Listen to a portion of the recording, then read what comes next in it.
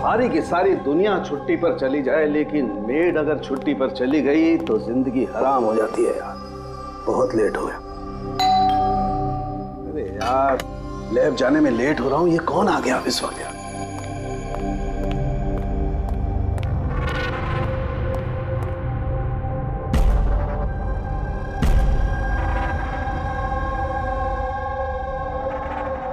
बाहर तो कोई दिखाई नहीं दे रहा। घंटी की आवाज तो सुनाई दी थी।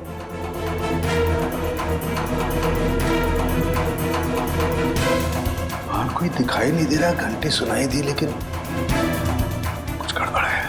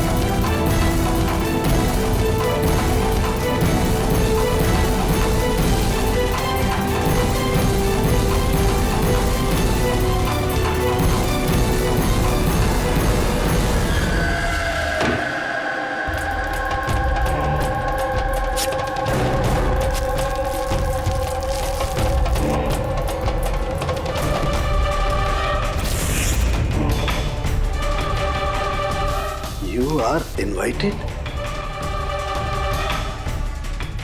to a murder at 10 Wood Villa, Yali Hills, 400876.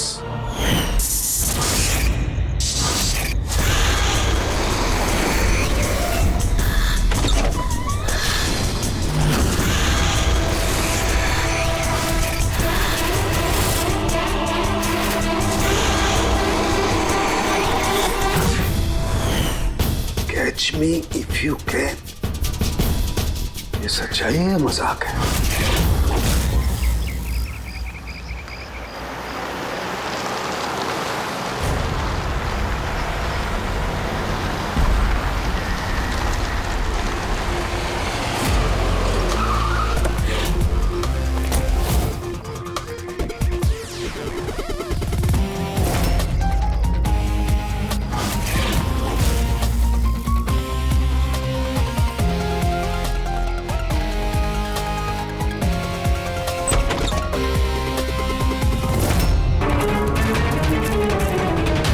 ना तो कोई भी नहीं है, ना कोई गार्ड, ना बंगले का मालिक। पंकज, जरा आसपास पता कर, बंगले का मालिक कौन है? जो भी इंफॉर्मेशन मिलती है लेकर आओ। कितनी बेरहमी से खून किया इसका। पूरे शरीर पर चाकू से वार किए और फिर भी जी नहीं भरा तो उंगलियां काट दी। इतना खून तो जो फैला हुआ है इसके गांव का नहीं हो सकता है। मतलब सर? मतलब ये पूरी कि जितना खून इस पूरे घर में फैला हुआ है, इतना खून तो एक इंसान की बॉडी में होता ही नहीं। कोई आईडी वगैरह नहीं? कौन है ये लड़की? नहीं अभिजीत, कुछ नहीं मिला।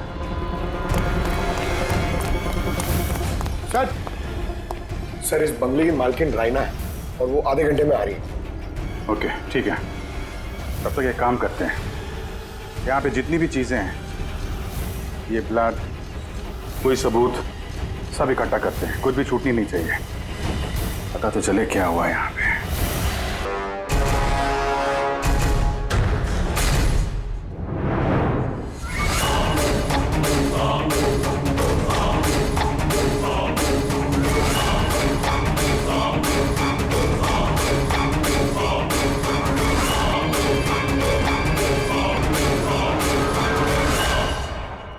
इस पूरे घर में इतनी सारी चीजें पड़ी हैं जो चिल्ला चिल्ला के कह रही है कि हम सबूत हैं, हमें उठा लो।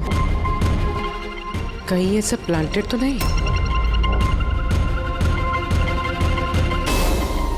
मतलब खूनी हमारे साथ गेम खेल रहा है।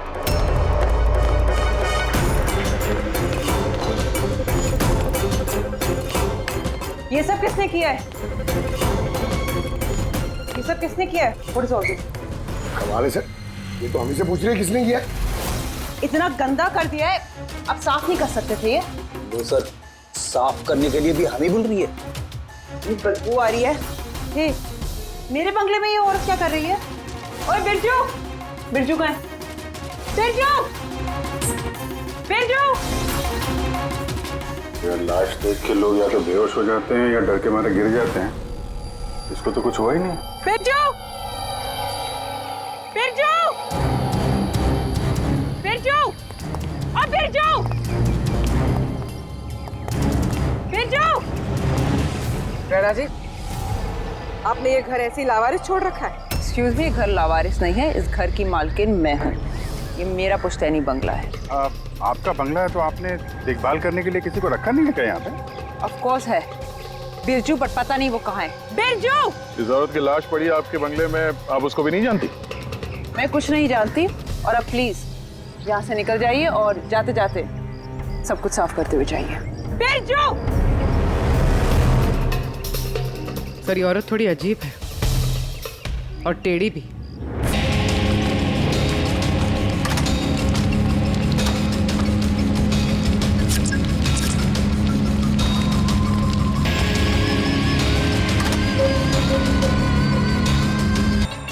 एक केस और 18 सबूत, और खूनी ने सबूत ऐसे सजा के छोड़े थे कि बस पूछो मत। और क्या मिला सबूतों में से बता। इन सारे सबूतों में 20 अलग अलग लोगों के डीएनए मिले हैं। वाह, मतलब 20 अलग अलग लोगों ने इन सारे सबूतों को छुआ है ना? हाँ सर। तो फिर फिंगरप्रिंट्स तो मिले ही होंगे। नहीं नहीं सर। लेकिन सर एक बहुत इंपॉर्टेंट बात पता चली है। क्राइम सीन पे जो इतना सारा खून मिला था, वो खून किसी इंसान का नहीं बल्कि किसी जानवर का था। क्या? डॉक्टर तारिका, इस लड़की के शरीर पे जो खून लगा हुआ था वो भी जानवर का? नहीं, इस लड़की के शरीर पे और इसके कपड़ों पे जो खून मिला था वो इसी का है, असली खून। लेकिन इसके अलावा वहां पे जो भी चीजें थी वो सारी प्लांट की गई थी। लगभग 20 लोगों के डीएनए और इतने सारे सबूत क्राइम सीन पे आए कहां से सर? वही तो, इतने सारे सबूत, लेकिन हमारे हाथ में कुछ भी नहीं। वाह, आप चुपचाप बैठे रहो, कुछ मत बोलना। हम लोग यहाँ गप्पे लड़ा रहे हैं ना। बॉस, मैं जानता हूं ये सारे के सारे सबूत कहां से आए। पिछले कई सालों में सीआईडी ने जो केसेस सॉल्व किए हैं उसमें से कुछ इंपॉर्टेंट केसेस के इंपॉर्टेंट एविडेंस है ये सारे के सारे। क्या?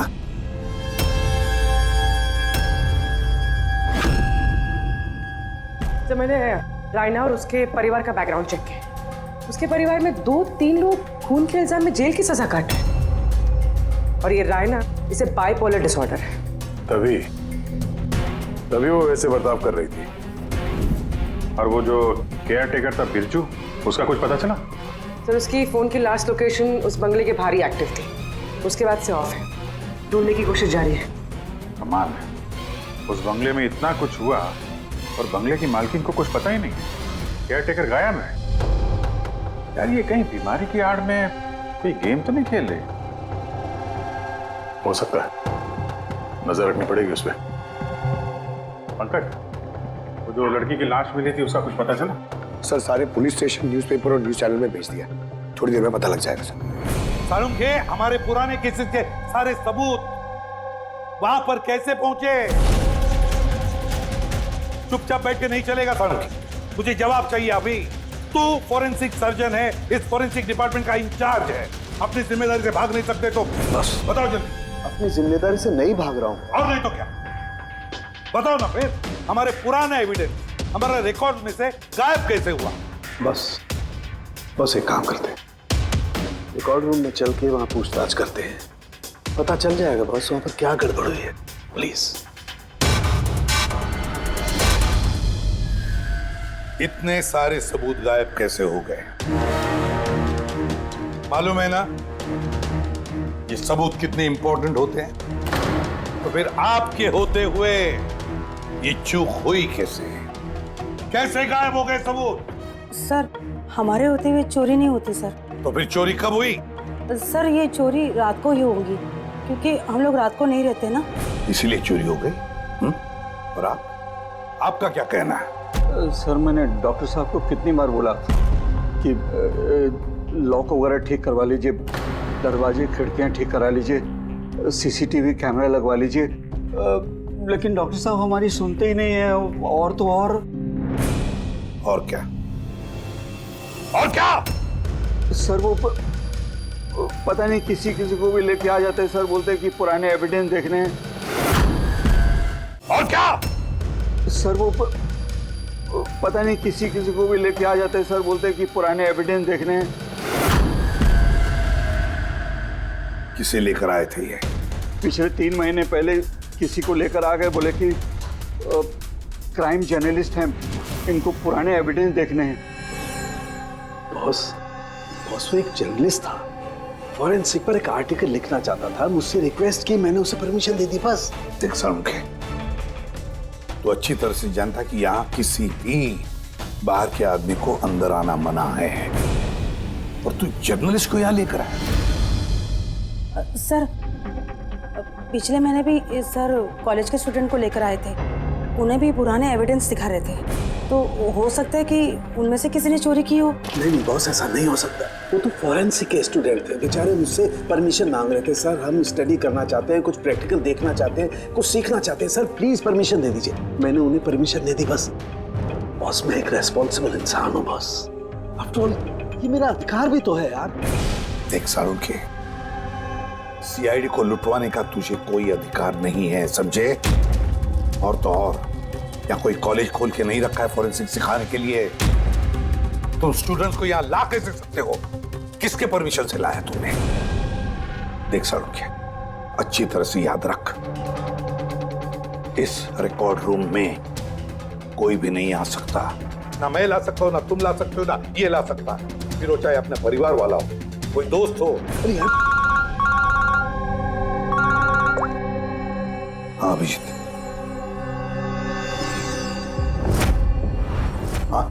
सर, जिस लड़की की मौत हुई थी उसका नाम टीना है, और ये उनके पिताजी हैं। Doctor Nirav sir, head of forensic, Chennai. Doctor Nirav? Nirav? Nirav? यार, बेटे नीरव किसी मार दिया। कंट्रोल योरसेल्फ, सब पता चल जाएगा। सर, आप लोग जानते हैं एक दूसरे को? हाँ अभिजीत, एक जमाना था जब मैं और नीरव साथ साथ काम किया करते थे। Nirav, 1 minute boss. क्या? ये देख दोस्त, तेरा शक एकदम सही था दोस्त, इसमें डॉक्सिन है। डॉक्टर नीरव, जरा बताइए, आखिरी बार आपने अपनी बेटी टीना से कब बात की थी? कब देखा था उसे? एक्चुअली वो कॉलेज के हॉस्टल में रहती थी, 2 दिन पहले से बस गायब हो गई थी। नीरव हौसला रखो नीरव, जिसने भी किया है ना वो पकड़ा जाएगा। मैं पता लगाऊंगा नीरव, मैं पता लगाऊंगा किसने किया ये। नहीं सालुंखे, तुम नहीं पता लगाओगे। मैं नहीं पता लगाऊंगा मतलब तुम इस केस पर काम नहीं करोगे।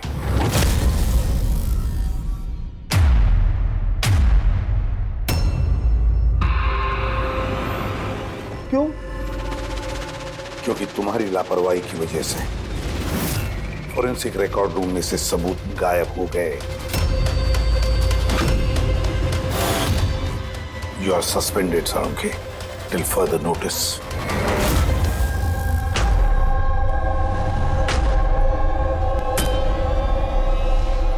बस तुम्हें लगता है कि ये सब कुछ मेरी वजह से हुआ? तुम मुझ पर इल्जाम लगा रहे हो? ये इल्जाम नहीं है सालुंखे, ये हकीकत है, और ये तुम अच्छी तरह से जानते हो।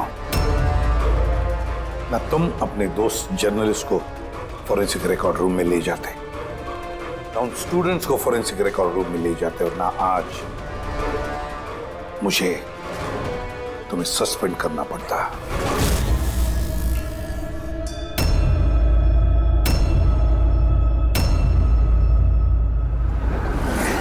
यार, नीरव को मेरी जरूरत है, इस केस को मेरी जरूरत है यार, प्लीज। नहीं सर, उनके सर आपने मुझे बुलाया? डॉक्टर तारिका, अब से तुम डॉक्टर नीरव की बेटी टीना की केस हैंडल करोगी। मैं? हाँ। लेकिन सर अभिजीत, साळुंके का दोस्त जर्नलिस्ट और उसके वो स्टूडेंट्स जो फॉरेंसिक रिकॉर्ड रूम में आए थे, सबकी अच्छी तरह से इंक्वायरी करो, अच्छी तरह से।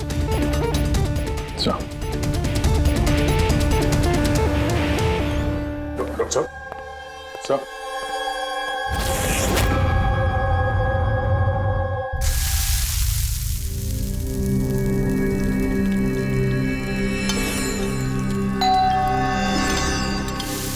आ गए वो प्रद्युमन के दाएं बाएं, दया और अभिजीत मेरे घाव पर मरहम लगाने के लिए।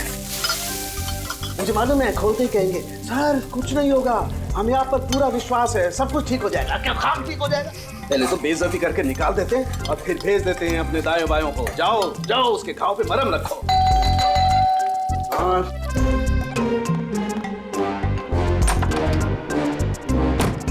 हाय। मॉर्निंग।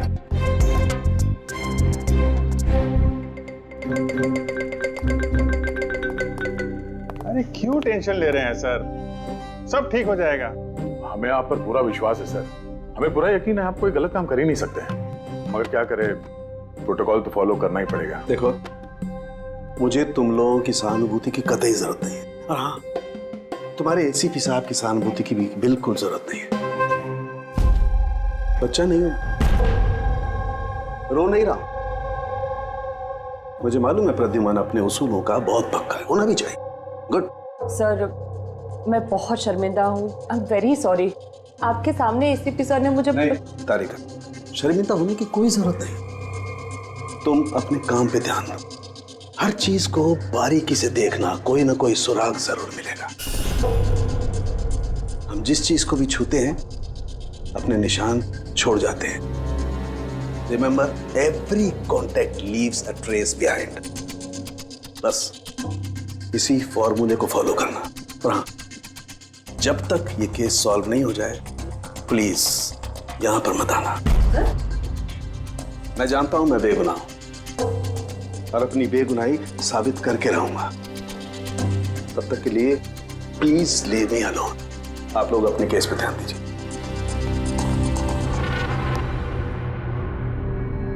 बात करें मामला। वैसे सर खाने में क्या बना है, भूख बहुत लग रही है।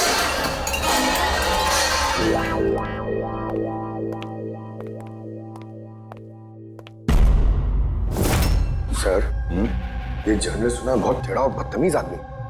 3 महीने पहले डॉक्टर नीरव के साथ किसी बात पे झगड़ा भी हुआ था सर। देखते हैं कितना टेढ़ा है। सर आपको अंदर बुलाया। Thank you.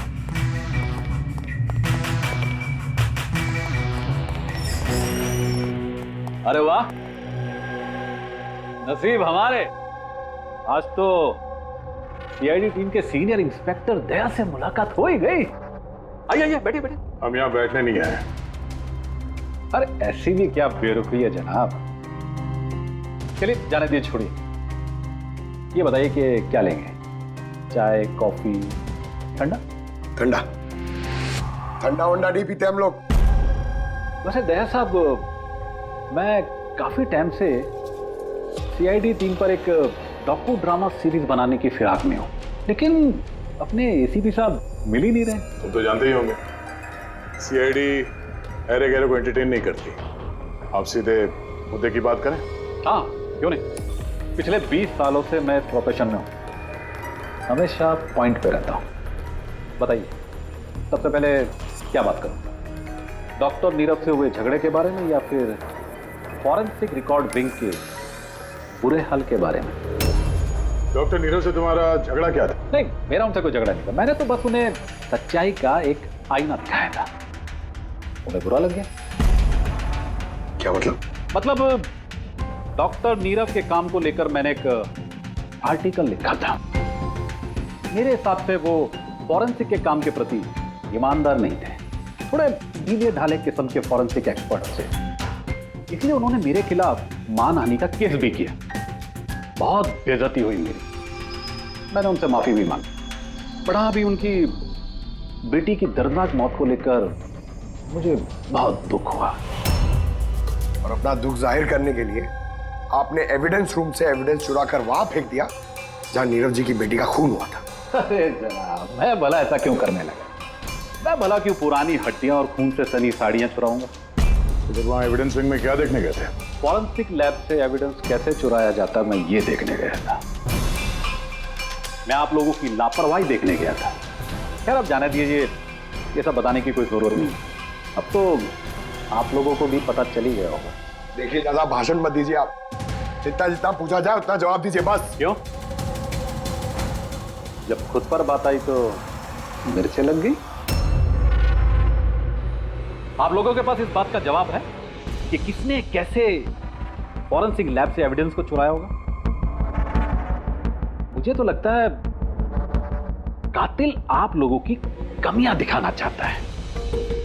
खैर, जाने दीजिए। अब ये बताइए कि ये सीआईडी पर डॉकू ड्रामा सीरीज कब स्टार्ट करो? सर, इन्हें ब्यूरो लेके चलते हैं। लगता है ये सही जवाब वही देंगे। उसके लिए लंबा चौड़ा प्रोसीजर लगता है, और वैसे भी सबूत भी तो होना चाहिए ना। क्यों दया साहब? और जल्द मिलते हैं। प्रोसेस पूरा करके सारे एविडेंस लेके आएंगे और तब बात करते हैं सीआईडी पे डॉक्यू ड्रामा बनाने की। हाँ?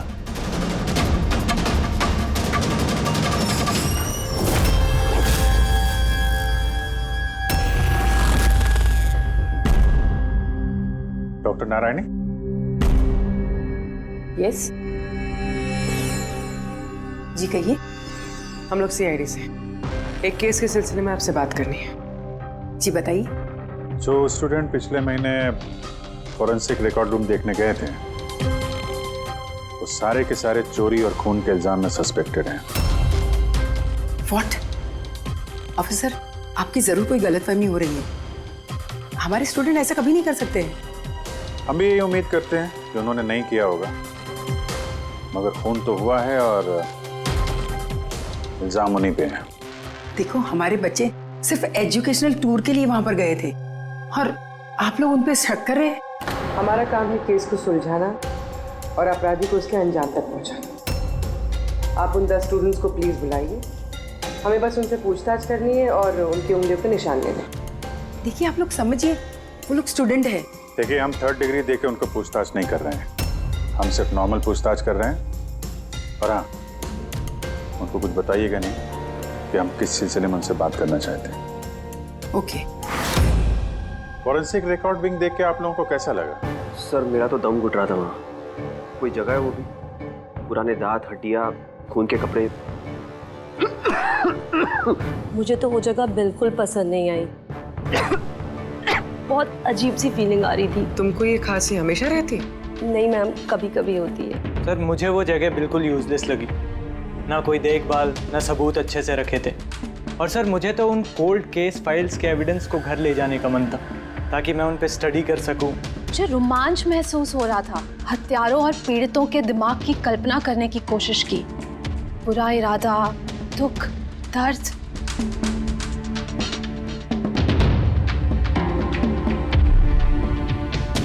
सर, यहाँ तो 9 ही लोग हैं, एक नहीं है। हाँ, वो एक स्टूडेंट आज एब्सेंट है, उसकी तबीयत ठीक नहीं है। कौन है? क्या नाम है? सारिका। सारिका? हमें उसकी पूरी डिटेल्स चाहिए। हाँ तारिका, कुछ मिला क्या नहीं अब तक? देखो तारिका, हमारे पास वक्त नहीं है। सर, मैं कब से वही ढूंढने की कोशिश कर रही हूँ कि मेरे हाथ में कुछ तो आ जाए जिससे सालों के सर पे जो इल्जाम लगाए ना वो साफ हो जाए। जो कुछ भी हो, कोई ना कोई तो है जो सालुंखे को फंसाने की कोशिश कर रहा है। कौन हो सकता है और फिर क्यों कर रहा है वो ये? सर, तो आपको ये बात पता है, फिर भी आपने सालों के सर को निकाला? तारिका, मैंने सिर्फ वही किया जो कानून ने मुझे कहा। मैं तो सालुंखे को क्या? सर को आप क्या? खूनी ने एक बहुत बड़ी गलती की है। कौन सी सर? जब तुम लोग वुडविला गए थे, उस घर में घूम रहे थे, अंदर से बाहर, बाहर से अंदर, सब जगह सबूत इकट्ठा कर रहे थे। उस वक्त फ्रेडी, तुम अपने निशान छोड़ रहे थे, अपने हाथों के निशान, पैरों के निशान और भी कुछ कुछ चीजों के निशान, और उसका तुम्हें पता भी नहीं था, एहसास भी नहीं था। और खूनी बिल्कुल वैसे ही निशान छोड़ कर गया है वहां पर, ऐसे निशान जो हम ट्रेस कर सकते हैं। ट्रेसेबल निशान? याद रखो, हम जिस चीज को भी छूते हैं अपने निशान छोड़ जाते हैं। Remember, every contact leaves a trace behind. Sir ने मुझे हिंट दिया था, मेरे दिमाग में कैसे नहीं आया?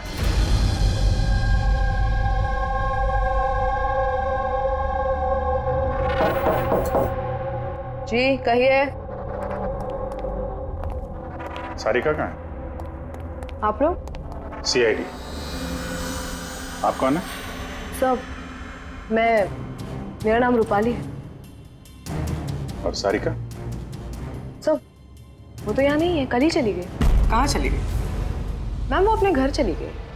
कल वो आई और जल्दी जल्दी उसने अपने सारे बैग्स पैक किए और बहुत जल्दी में थी, इसलिए उसने अपना फोन भी यहीं छोड़ दिया। कोई वजह बताई उसने इतनी जल्दी में घर चली गई?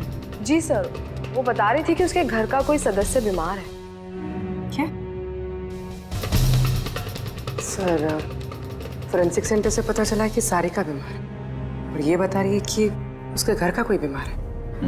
कुछ चक्कर तो है सर। अच्छा रूपाली, ये सारिका का घर कहाँ है? सर कानपुर। कानपुर। और आप लोग साथ में रहते थे? जी सर, हम दोनों रूममेट्स हैं। अच्छा, आप लोग कब से साथ में रह रहे हैं? ये कोई 8-9 महीने। 8-9 महीने से तो एक दूसरे के बारे में काफी कुछ पता चल जाता है। क्या कैसी लड़की थी सारिका, कुछ बता सकती हैं आप? सर वो तो बहुत अच्छी लड़की है। इनफैक्ट वो अपने काम से काम रखती है, फोरेंसिक इंस्टीट्यूट जाना, वहाँ से वापस आना, यही उसका डेली रूटीन है। Forensic centre? तो वहाँ की कुछ बातें बताती थी वो आपसे? हाँ, फोरेंसिक इंस्टीट्यूट से रिलेटेड कुछ बातें बताती रहती है। जैसे अभी कुछ दिनों पहले वो मुझे बता रही थी कि तुम्हें पता है रूपाली, सबूतों को प्लेस करके ना किसी को भी फंसाया जा सकता है। रियली? लेकिन ऐसा कैसे हो सकता है? अरे बुद्धू, कुछ भी हो सकता है।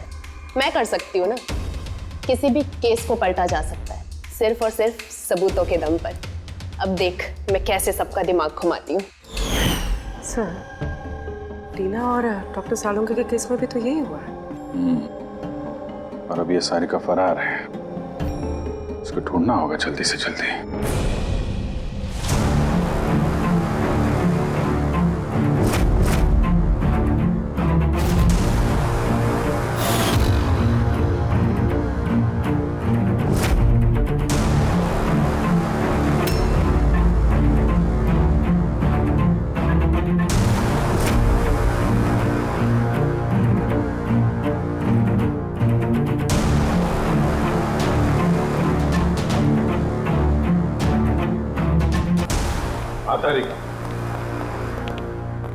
सखोनी जो भी है, अभी उसने इतने सारे सबूत चुराए और क्राइम सीन पे प्लांट किए। ये करते वक्त उसने जरूर इन चीजों को छुआ है। लेकिन डॉक्टर तारिका, तुमने तो कहा था कि फिंगरप्रिंट्स के कोई निशान नहीं मिले, तो फिर इन चीजों को छुआ कैसे? उंगलियों के तो कोई निशान नहीं है, लेकिन मैं ये कहने की कोशिश कर रही हूँ कि इतने सारी चीजें उसने चुराई और क्राइम सीन पर प्लांट। अब इतनी मेहनत करने के बाद उसे जरूर थोड़ा तो पसीना आया होगा। मतलब sweat analysis? Exactly, sweat analysis किया मैंने, स्वेट एनालिसिस। और इस प्रोसीजर से मुझे एक डीएनए भी मिला। ये देखिए, इस डीएनए से मुझे ये पता चला कि इस इंसान को एक खास किस्म की बीमारी है, सिस्टिक फाइब्रोसिस। ये किस तरह की बीमारी है? ये एक जेनेटिक बीमारी है पूर्वी। इस बीमारी से इंसान के बॉडी ऑर्गन्स जैसे किडनी, लंग्स, पैनक्रियाज, इंटेस्टाइन ये सब डैमेज होने लगते हैं। तो डॉक्टर तारिका, इस बीमारी की तो पहचान भी होगी ना, कोई सिम्टम्स तो होंगे? सिम्टम्स है।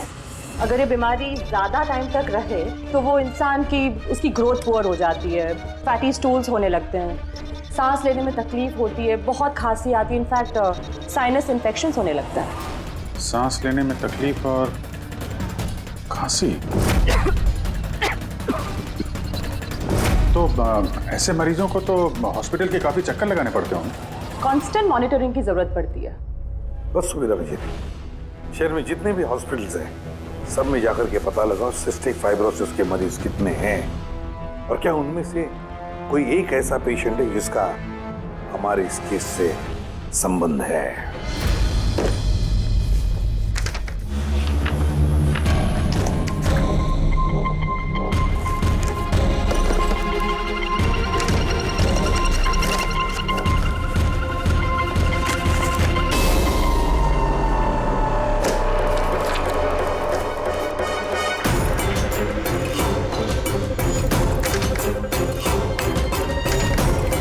इस केस में हम लोग साथ साथ हैं। यस। डॉक्टर नीरव की बेटी को मार दिया गया, मुझे सस्पेंड कर दिया गया, तो बचा ललित। अगर ये सब कुछ इस केस की वजह से हो रहा है तो ललित के साथ भी कुछ ना कुछ तो हुआ होगा या कुछ ना कुछ होगा। ललित को ढूंढना पड़ेगा। लेकिन इतने सालों से ललित से कोई कांटेक्ट नहीं है, कैसे ढूंढूं उसे? ट्राई करता हूं।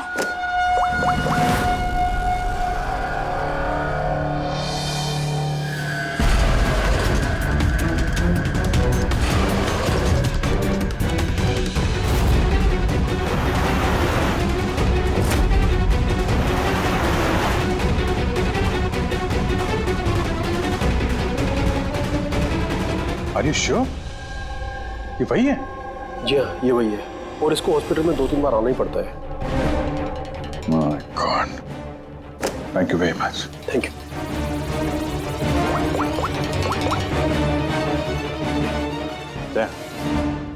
कातिल का पता चल गया है। क्या डॉक्टर ललित मर गए 5 साल पहले? हाँ सर, आप उनकी बेटी से मिल सकते हैं। कहाँ है उनकी बेटी? मेरी बात हो सकती? वो तो मुंबई में है सर, सारिका नाम है उसका। सारिका? जी sir. Okay, thank you. Sarika Mumbai में।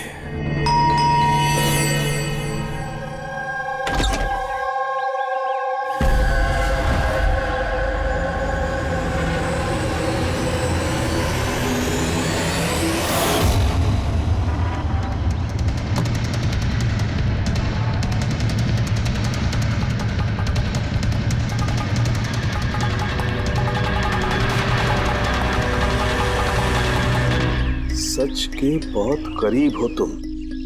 एक आखिरी जगह जहां खून होगा।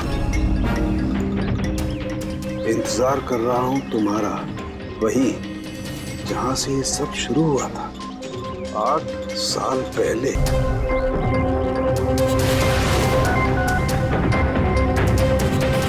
8 साल पहले।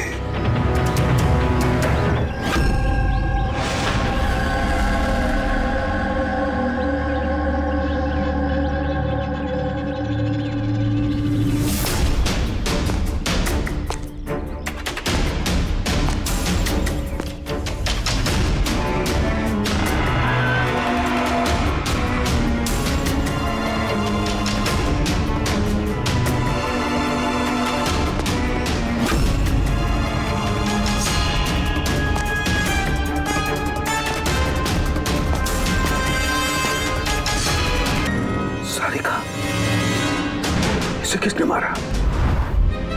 ये लाइट को क्या हुआ?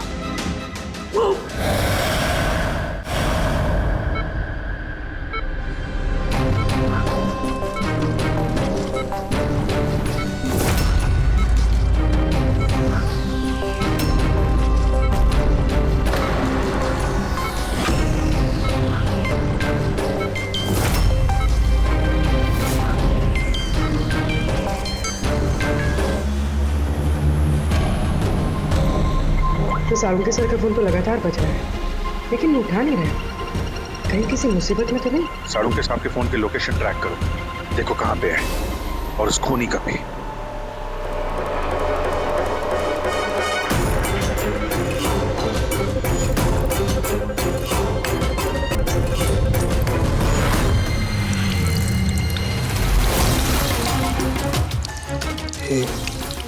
ये क्या कर रही हो? तुम्हारी मौत है, धीरे धीरे और बहुत ही दर्दनाक।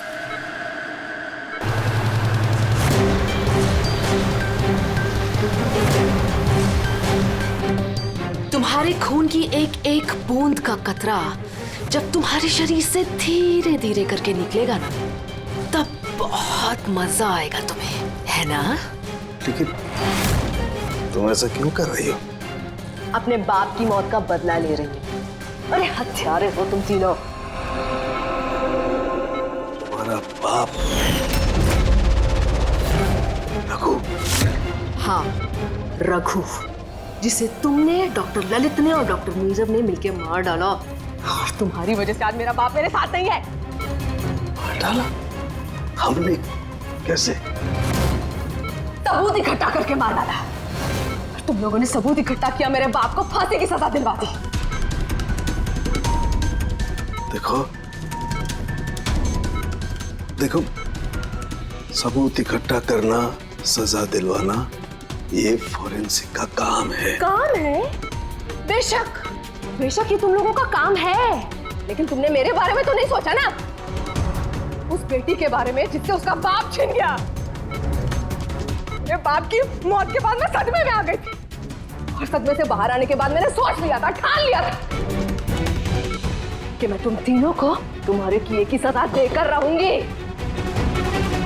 तो इसीलिए तुमने टीना को मार डाला? हाँ, मार डाला मैंने उसको, क्योंकि मुझे मालूम था कि डॉक्टर ललित 5 साल पहले ही मर गए हैं। और जहां तक रहा तुम्हारा और डॉक्टर नीरव का सवाल, तो मुझे मालूम था कि डॉक्टर नीरव अपनी बेटी टीना से बहुत ज्यादा प्यार करते हैं। टीना के मरने के बाद वो तो अपने आप ही मर जाएंगे। और तुम, जहां तक रहा तुम्हारा सवाल, तुम अपने फोरेंसिक से बहुत प्यार करते हो। जब वहां से तुम्हें धक्के मार के बेइज्जत करके बाहर निकाल दिया जाएगा, तब तो तुम अपने आप ही मर जाओगे। लेकिन सारिका ने क्या बिगाड़ा था?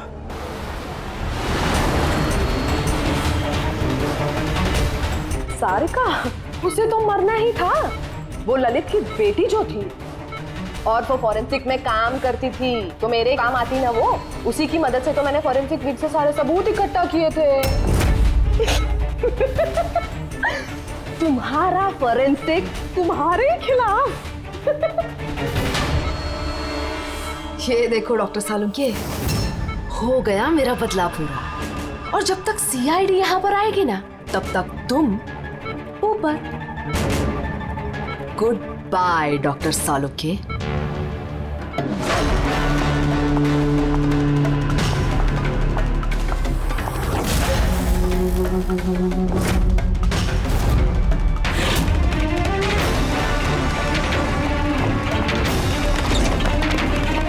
रूपाली, खेल खत्म तुम्हारा। मेरा खेल खत्म और सालुंके का भी। बचा सकते हो ना तुम लोग, तो बचा लो। खून का कर्ज हो गया अब तो बॉस तुम्हारा मुझ पर। मेरा कर्ज नहीं हुआ है खून का तुम्हारे ऊपर। ये तो वो कर्जा है जिन लोगों को तूने फांसी पर लटकाने में मदद की ना हमारी, वो कर्जा है, अब चुका दे। अच्छा सुन, बहुत आराम हो गया, सीधे काम पर चला दे। अच्छा जल्दी से ठीक हो जाइए। तारिका अकेली मुर्दों से बातें कर रही है। ओहो तारिका, अभिजीत को तुम्हारी बड़ी फिक्र है भाई। देखो भाई, अब एक हफ्ते तो मैं यहाँ से हिलने वाला नहीं हूँ बॉस। एक काम करो ना, तब तक तारिका से काम चला लो। अच्छा ये आराम करिए आप। Silence please. हाँ साइलेंट, चुप।